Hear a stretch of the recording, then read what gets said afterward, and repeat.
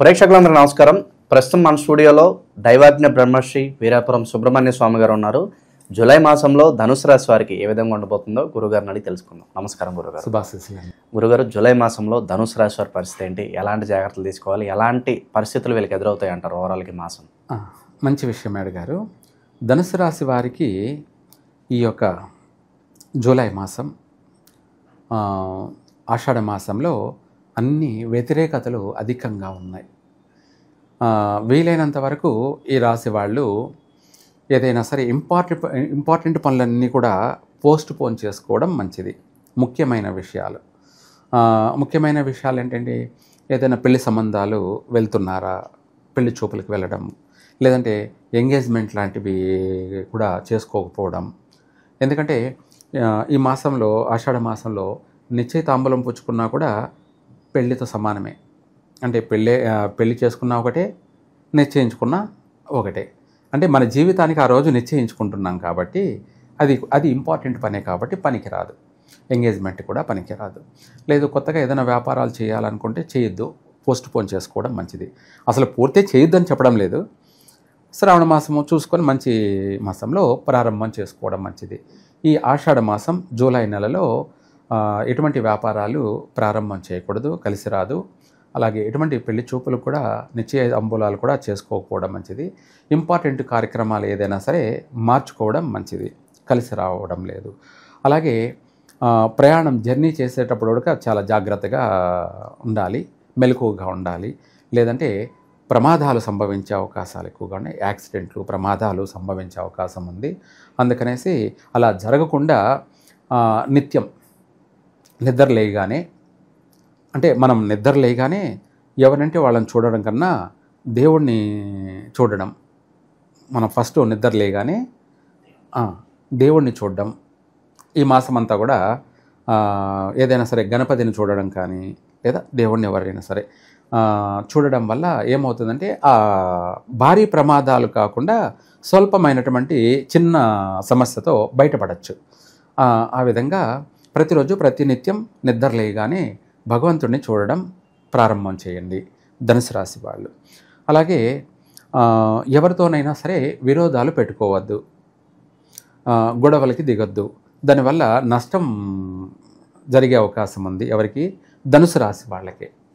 అలాగే ఇంట్లో కుటుంబ సభ్యులతో కూడా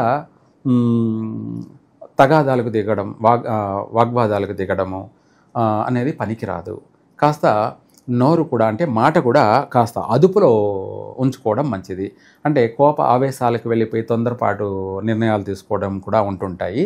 అలా కాకుండా, ఎందుకంటే టైం బాగలేనప్పుడు అన్నింట మనము కాస్త మౌనంగానే అణిగిపోవడమే మంచిది.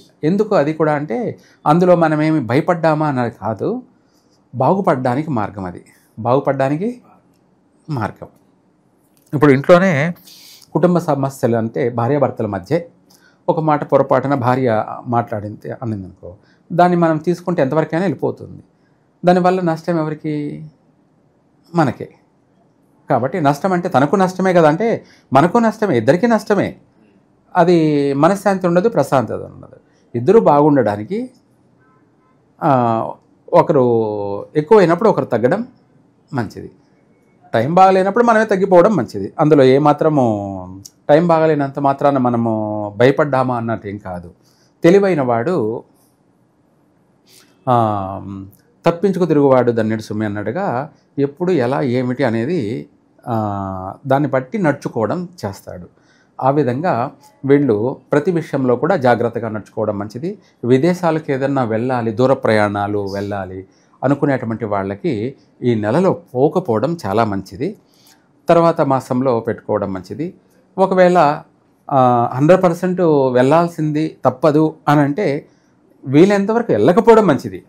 ఒకవేళ వెళ్ళాల్సిందే వచ్చిందనుకోండి, టికెట్ బుక్ చేసుకునే విషయాల్లో, మనం వెళ్ళే విషయాల్లో మనకు సరిపోయేటువంటి తిథి, సరిపోయేటువంటి వారము, సరిపోయేటువంటి ముహూర్తం, టైం చూసుకొని బయలుదేరినట్టు అయితే, నక్షత్రము అలా చూసుకొని బయలుదేరినట్టు అయితే కొంతమేర నష్టం వాటిలేదు. అక్కడ వెళ్ళినా కూడా నష్టం ఉండదు. చిన్న చిన్న సమస్యలతో సెటిల్ అవుతాం. అంటే పోయిన కొద్ది 2 రోజులు బాగుండకపోయినా ఆ తర్వాత నెమ్మదిగా అక్కడ బాగా పాగా వేసి స్థిరపడతామన్నమాట. అందుకోసమై మనం వెళ్ళేది కూడా చూసుకొని ప్రతిదీ కూడా చేయడం మంచిది. అది ఎందుకంటే ఇప్పుడు మనం ఎన్నో ఆశలు పెట్టుకొని ఎంతో సంతోషంగా ఎంతో గొప్పగా ఆలోచన అక్కడ పోయి మంచి ఉద్యోగం చేసి బాగా బాగుపడదాము అని అనుకుంటాం కదా, అది జరగాలి కదా.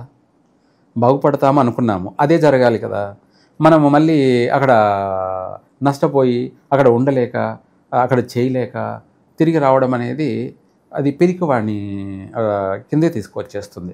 అది మన టైం బాగలేదని తెలియదు, ఆ టైం అనేది మనల్ని పిరికివాడిని చేసేస్తుంది. అప్పుడు ఏంటంటే ఇంట్లో ఆడవాళ్ళకు కూడా చులకనైపోతారు, నువ్వు ఏది చేయలేవు అన్నట్టుగా అయిపోతుంది. నువ్వు చేతగాని మనిషివి, ఏమీ చేయలేవు, ఎందుకు పనికిరావు అనే విధంగా వచ్చేస్తుంది. అందుకనేసి మనం చేసే ప్రతి పని కూడా ఆచితూచి ఆలోచించి ఏదైనా చేస్తే దానివల్ల మన జీవితం అనేది కష్టాల్లోనూ సుఖాల్లోనూ మనము ఒకేలాగా సంతోషంగా అభివృద్ధి మార్గంలోనే మాత్రమే జీవిస్తాం. మనమే కాదు, మన కుటుంబాన్ని అంతా కూడా అభివృద్ధి మార్గంలో తీసుకెళ్ళగలం. లేదంటే మన తొందరపాటు నిర్ణయాలు, మన అనాలోచనలు మనల్నే కాదు మన కుటుంబాన్నంతా కూడా చిన్నాభిన్నం చేసుకుంటాం. అందుకనేసి ఎవరు కూడా ఏదైనా సరే ఆలోచించి ఆచితూచి అడుగు వేయడం, ఆలోచించి మాట్లాడడం అది వాళ్ళకి మంచిది. ఓకే, ఆరోగ్యపరంగా ఎలా ఉంటుంది గురుగారు? ఆరోగ్యపరమైన విషయాలలో కూడా అంత అనుకూలత లేదు. అట్లనేసి పెద్ద పెద్ద నష్టాలు ఏం లేవు, కానీ సమస్యలు అయితే ఉన్నాయి. ఆ సమస్యలు ఏమిటి అంటే ఏదో కట్టి ఎరగదు పాము చావదు అన్నట్టుగా సామెత కింద నలుగుతూ ఉండడమే ఆరోగ్య సమస్య. అంటే అది దాని నుంచి పూర్తి రికవర్ కాలేరు. అలా అనేసి దీని నుంచి ఇది బయటపడడం అట్లాగా కాస్త ఇబ్బందులు అనేది ఉన్నాయి. శత్రువులను జయించడానికి మరి వీళ్ళకి పరిష్కారం ఏంటంటారు గురుగారు? మంచి మాట అడిగారు. వీళ్ళు ఈ మాసం బాగలేదనే కాకుండా అన్ని విషయాలలో వీళ్ళు బాగుండడం కోసం ఏంటంటే గురిగింజలు, ఆ గురిగింజల్ని ఒక 9 కానీ 18 కానీ 27 కానీ గురిగింజలు తీసుకొని ఒక ఎరుపు జాకెట్ తీసుకొని అందులో ఉప్పు వేసి, లేదంటే ఉప్పు లేకపోయినా పర్వాలేదు, ఎరుపు అక్షంతలు బియ్యము కుంకుమ కలిపి ఎరుపు అక్షంతలు వేసి ఒక 3 పిరికిళ్ళు వేసి అందులో ఈ గురిగింజల్ని 9 అయినా సరే లేదా 18, 27 ఏదైనా సరే సంఖ్య ప్రకారంగా అందులో వేసి మూటగట్టి ఇంటికి కట్టుకోవడం చేస్తే మన ఇంటిపైనే దృష్టి దోషం పోతుంది, శత్రు వినాశనం. అంటే మనపైనే కాకుండా మన ఇంట్లో భార్య, పిల్లలు, తల్లిదండ్రులు అందరిపైన దృష్టి దోషం అనేది పోతుంది, శత్రు వినాశనం జరుగుతుంది. రెండోది ఇదే కాకుండా ఆర్థికపరమైనటువంటి ఇన్కమింగ్ అనేది కూడా బాగా ఉంటుంది. అవుట్ గోయింగ్ కన్నా ఇన్కమింగ్ ఉంటుంది, రావడం లాభదాయకం అనేది ఉంటుంది. సో కొత్త వ్యక్తులతో కావచ్చు, వీళ్ళ నెట్వర్క్తో కావచ్చు, వీళ్ళు ఎలా బిహేవ్ చేయాలి గురుగారు? ఎవరైనా కొంచెం దూరం ఉండడం మంచిది, ఎవరిని నమ్మకపోవడం మంచిది. అలానేసి ఎప్పుడు కాదు, ఈ మాసంలో మాత్రం, ఈ ఆషాఢ మాసంలో కొత్త పరిచయాల్ని కొత్త వ్యక్తులతో నమ్మకపోవడం మంచిది. అట్లనేసి జీవితాంతం కాదు. అయితే తర్వాత ధనుసు రాశి వాళ్ళు కన్యా రాశి వాళ్ళతో ఎటువంటి సంబంధాలు పనికిరావు. జీవిత భాగస్వామి కానీ, వ్యాపారపరమైనటువంటి భాగస్వాములు కానీ, ఫ్రెండ్షిప్ కానీ కన్యా రాశి వాళ్ళతో ఎటువంటి సంబంధాలు పెట్టుకోకూడదు. ఎవరు? ధనుసు రాశి వాళ్ళు.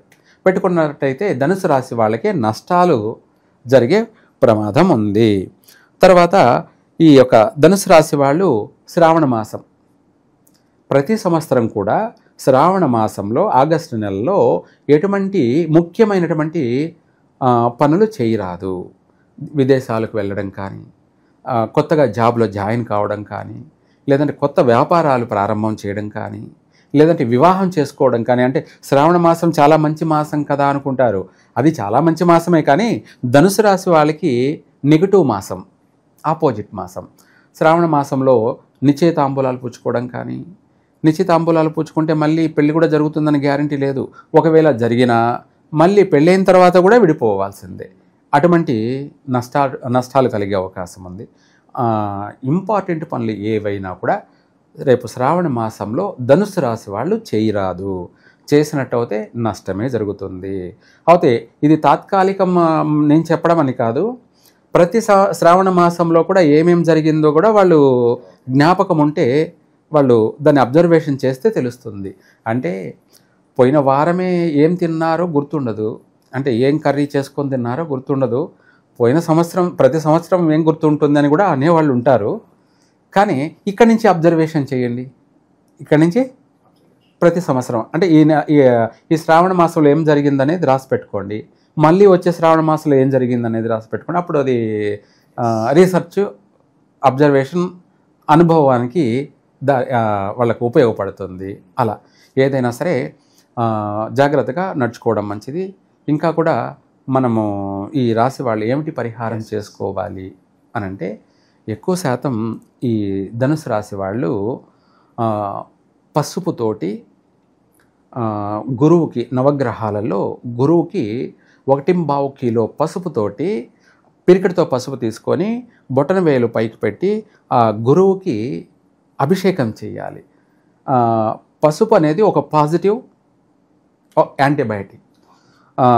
పాజిటివ్ అంటే అన్ని విధాల గురుబలం కలగడానికి. అలాగే 10,000 ఆ సమస్యలను, ఆటంకాలను, 10,000 నష్టాలను కూడా అది పరిష్కరించేటువంటిది. కాబట్టి అందుకనేసి ఆ పసుపుతో అష్టోత్తరం చేస్తూ, వాళ్ళే ఒక చిన్న బుక్కులు దొరుకుతాయి. అష్టోత్తరం మాత్రం ఎవరైనా తప్పులేదు. మంత్రం అంటే పఠించకూడదు. అష్టోత్తరం అనేది ఎవరైనా చేయొచ్చు. శ్లోకాలు కానీ అష్టోత్తరాలు కానీ ఎవరైనా చేయొచ్చు. ఆ అష్టోత్తరం చదువుకుంటూ ఆ పసుపు అభిషేకం చేస్తూ గురువారం ఒక 9 వారాలు చేసినట్టయితే వీళ్లకు విశేషమైనటువంటి యోగం కలుగుతుంది. ఈ సంవత్సరం అంతా మొత్తం మీద బాగుంది కాబట్టి అనుకున్న ప్రతి పని కూడా అనుకున్నట్టుగానే నెరవేరుతుంది. సంతోషంగా కుటుంబం అంతా కూడా అభివృద్ధి చెందుతారు. సో జూలై మాసంలో ధనుసు రాశి వాళ్ళందరికీ ఏ విధంగా ఉండబోతుంది, ఎలాంటి జాగ్రత్తలు తీసుకోవాలి, అద్భుతంగా వివరించారు. ధన్యవాదాలు గురుగారు. సర్వే జన సుఖినో భవంతు.